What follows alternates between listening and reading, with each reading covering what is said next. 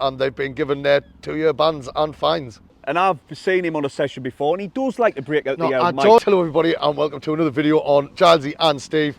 Wembley week is upon us. The playoff final is on Saturday. So this is just a video. We're going to talk about the Coventry games. We're going to talk about going to Wembley ourselves, and basically just a general freaking chit chat. Yes, that's about it, Stephen. But before we do, hit the thumbs up and subscribe if you're brand new to the channel. Also, massive shout out to our sponsor, Tyne & Weir Garage Doors. As always. Right, and now then we'll obviously talk about the first leg, Stephen. Yeah. We'll briefly touch upon that, and obviously the second one. And like you said, what about Wembley? Because we haven't really done a video since Tuesday, since last Tuesday.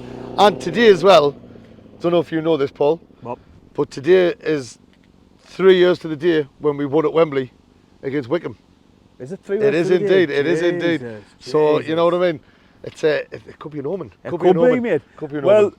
Looking at the legs against Coventry, Reggie done an absolute masterclass on Frank Lampard, really, didn't he, out of the two legs? He did indeed. He went into that game looking to play a low block. Coventry, obviously, with a high line, were always going to be susceptible to that counter-attack. Potential on the break, perhaps, for Sunderland. Love that word. I love it, didn't I? He loves How that many word. years have I been saying that? God. Who curved his run beautifully, and he has an opportunity! Yeah. But no, yes, the first leg, obviously, the plan worked to a treat. We came over back to the church with the 1-goal advantage. The atmosphere, the build-up before the game, outside the Coventry Tavern, I don't know how the bus didn't crash, because we couldn't even see the bus. No. There was that much pyro going off, we couldn't see the bus. But the atmosphere outside the ground, and then it continued in the ground. It was nice and refreshing to see, not an empty seat. Aye. You know, an empty seat. So where the hell will the rest of you for the rest of the season? You know what I mean? But we're not going to dwell on that. No, we're not. The fire going off. I was quite high up in the north stand, and I could feel the heat. Well, you know where we sit. And I know that. I've got a tan. I was like, oops. But regardless of the outcome on Saturday, I would like to just quickly say this has been a memorable season for me. The young lads have played fearless at times, and to be cemented in 4th place for 6 or 7 games for as long as we were, man. It's credit to Reggie and it's credit to the team. Where you're going to be the 12th man again, because we've got more tickets than them. Well, Sheffield United still haven't even sold all theirs. Yeah, no, so I've actually heard that there's actually Sunderland fans bought tickets in the Sheffield United end. How they managed to do that, I do not know. But hey. Ticketmaster's absolute joke, by the way, mate. Absolute shambles. Absolute shambles. But the tickets are getting sent out today. I believe that some of them have already been started getting sent out. Oh, we've got ours. Oh, I haven't got mine yet. Got mine. But it's all in hand. It's all in hand. We're on the coach. As I know, we're going down on the Saturday because I'm at work on Friday night, and he's got things on. So we're just doing the day thing. But I'm actually glad I'm not going to be in Trafalgar Square on Friday night because apparently there's a rave going on, and that's not my cup of tea whatsoever. Well, you know it's my cup of tea, and I've seen him on a session before, and he does like to break out the old mic. I join in just to be part of the group. He knows loads of lyrics. Regardless, there's going to be a rave into Trafalgar Square. Listen, I know not please the majority of people, but Trafalgar Square is a big place. There's going to be fireworks going off. You'll probably not even hear it. Let's be honest, but I'm devastated I'm not gone, because I would have been getting on the mic as well. Well, I'm glad I'm not. But yeah, we're going down on the day, so we'll be down there by about dinner time or just before, and then we'll be in the fan zone, in around the ground. You know what I mean? There's going to be lots of us there. You know what I mean? But we've got diverted again, haven't we? We have totally diverted. We're a bit excited this week. But yeah, obviously when Coventry got that goal, that Mason Clark, and it went in, I think all of our hearts dropped a little bit. We're thinking, anyway. Van Eyck, catching right, closing in. I think Coventry's legs died in the second half of extra time. They went a bit flat. The 2 games, I'll probably say Coventry out of the both games with a better team. But the thing is, it's the scoreline that matters, and you've got to give credit where credit's due. We defended like our lives depend on it. We did a good job. We went there to sit in, and they tried to overlap and push bodies on and try to break us down. And Ballard, I bet your Coventry fans and players and the staff, everybody thought we had 3 Ballards out there. Did you see? He cleared everything. Coventry's Wikipedia got changed. The owner of Coventry City is Dan Ballard. The manager is Dan Ballard. It was absolutely brilliant. Dan Ballard, he went man of the match over both ties, and well deserved. Unbelievable. And then that very unorthodox header that he did at the end, but it worked. And it put it, and it sent the stadium like absolutely wild. Oh, it did.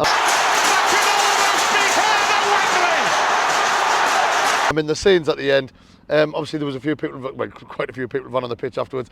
And for those of you who don't know, I know people who were on the pitch and they've been given 2-year bans and fines. But like I said, like we're talking about the Coventry game again, mate. On the second leg, they put so much into that game to try and get back into it, to try and get level. They had to, didn't they? They were just running constantly, and they did start to tire. They were putting in sloppy tackles, and you could clearly see that, you know, they're looking a bit spent here. Now, when it came to this extra time, the first period, they probably edged it again. They were still going for it. They were still going for it. Obviously, they had reason to. Then the second half of it, we controlled the game from then on, and I thought, there's always that chance we can get it. And then Enzo to Ballard. I mean, Gillette, the best that man can get. The whole beautiful thing about that, I mean, that set piece, but I think you can count on one hand how many times we've scored from a corner in the last 2 seasons. And I mean, like, cross come in and then headed straight in.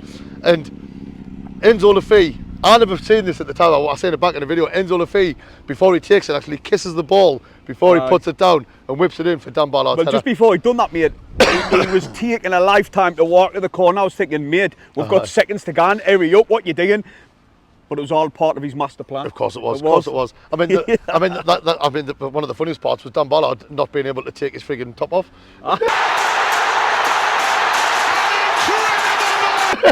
He just could not get his top off to save his life.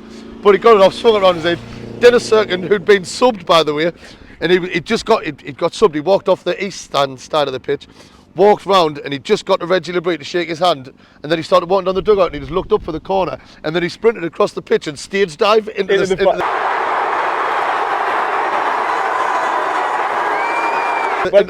local end. He took note of Luke 09. Now when Luke 09 done the wrestling thing, that's exactly what he done, but Daniel was already in the fan. That memory will live in our memories forever, and especially just imagine being the young'uns who've never experienced something like that. Fans for life. It'll be in the blood now after that. Of course but it wasn't just that, mate. It was also Job as well. Did you see he was emotion?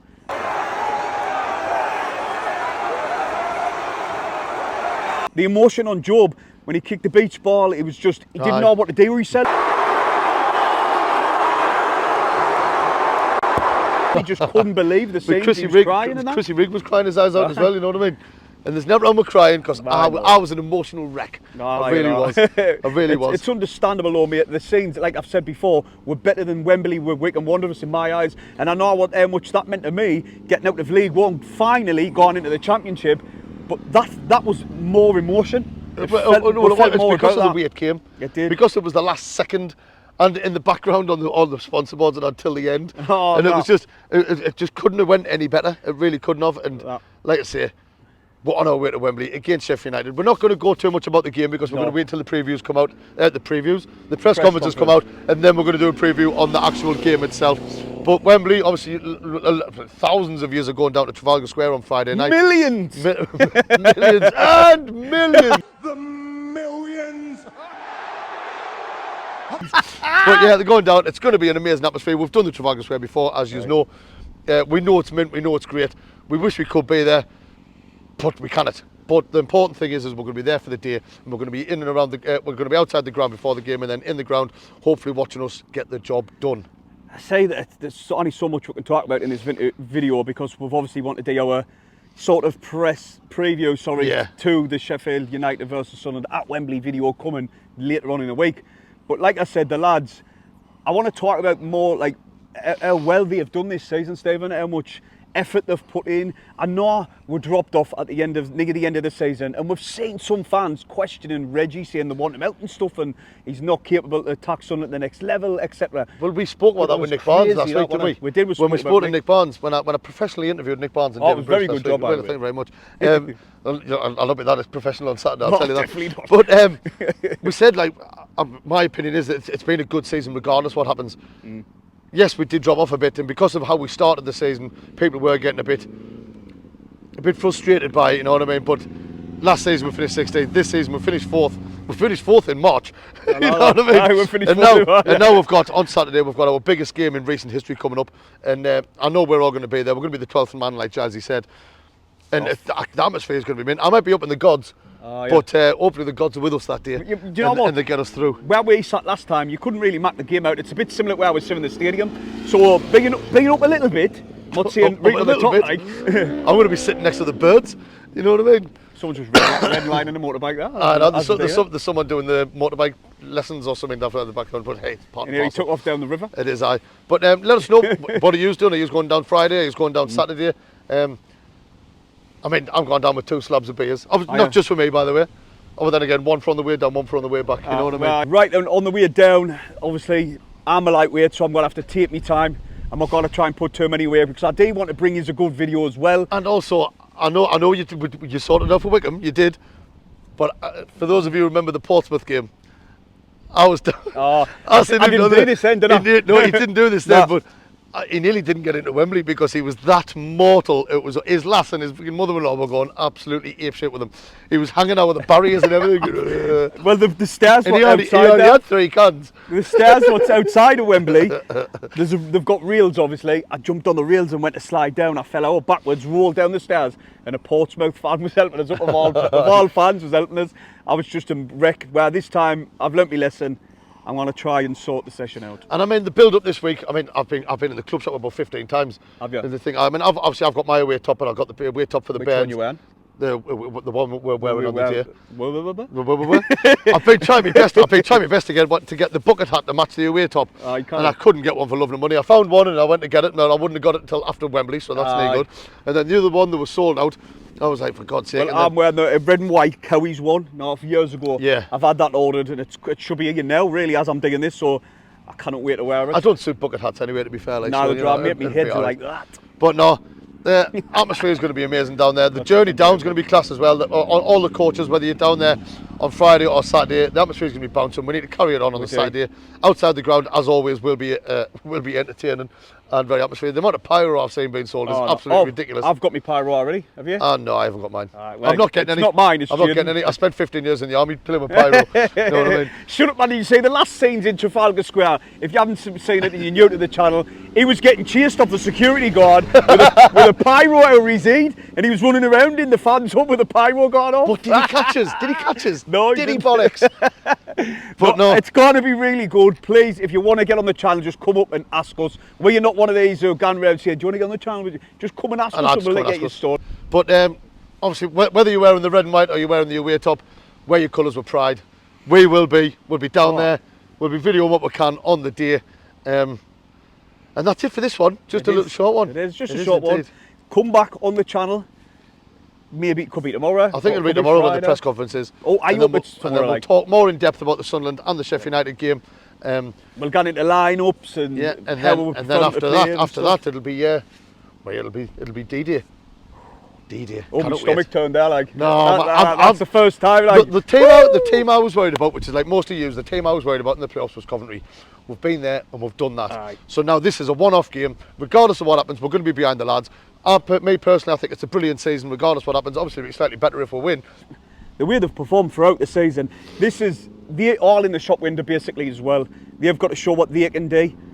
You know, not for sale. Not for sale. Not for sale. Regardless, they've got the gun out there, put everything they can possibly put and leave it out there on the pitch.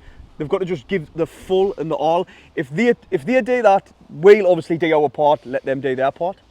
And that's all we can do. That's all we can do. Graft your arse off. So until the next one, keep getting excited for Wembley like I am. Right. But go on then, Paul. Hit the thumbs up And subscribe if you're new. Over the lads!